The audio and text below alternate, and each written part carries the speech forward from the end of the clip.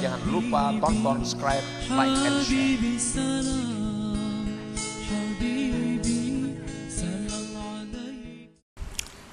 Imam Ahmad Ibnu Athaillah menjelaskan bahwa kebodohan seorang murid,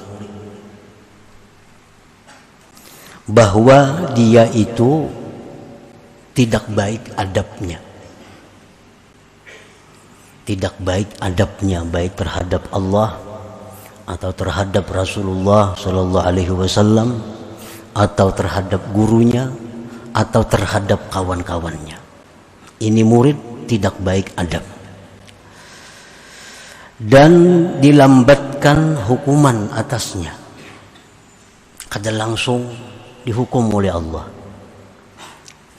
Maka dia si murid itu berkata, jikalau yang aku lakukan itu merupakan jahat adab, niscaya Allah putuskan bantuan kepadaku.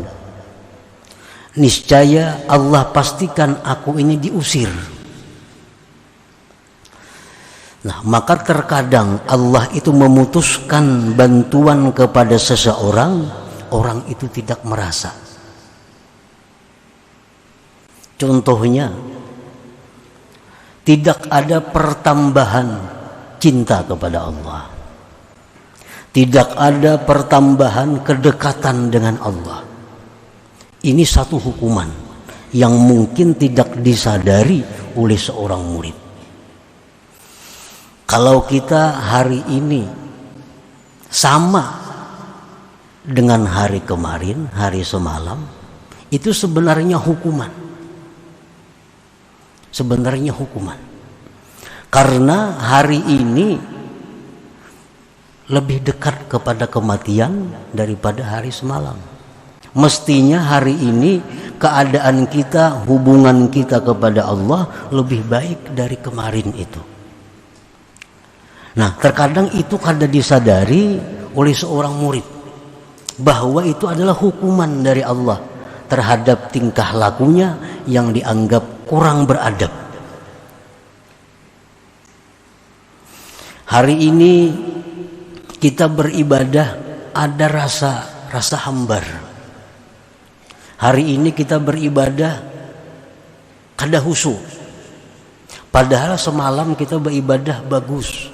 Semalam kita beribadah nyaman. Kenapa hari ini kada? Nah, itu hukuman dari Allah. Mungkin ada tingkah laku kita yang tidak baik terhadap Allah. Nah, itu kadang-kadang kada terasa bahwa itu hukuman. Nah, hukuman itu kadang-kadang berupa pembiaran dari Allah. Allah tidak menegur kita, apa yang kita kehendaki selalu ada. Apa yang kita inginkan selalu tercapai.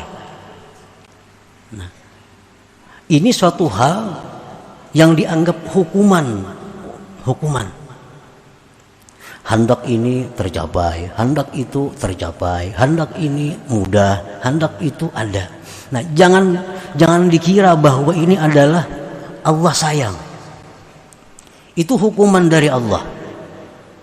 Karena kalau orang yang disayangi Allah itu kadang-kadang dia menemui kesulitan, kadang-kadang dia menemui musibah, sehingga hatinya selalu kembali kepada Allah Subhanahu wa ta'ala. Nah, para muhibbin rahimakumullah.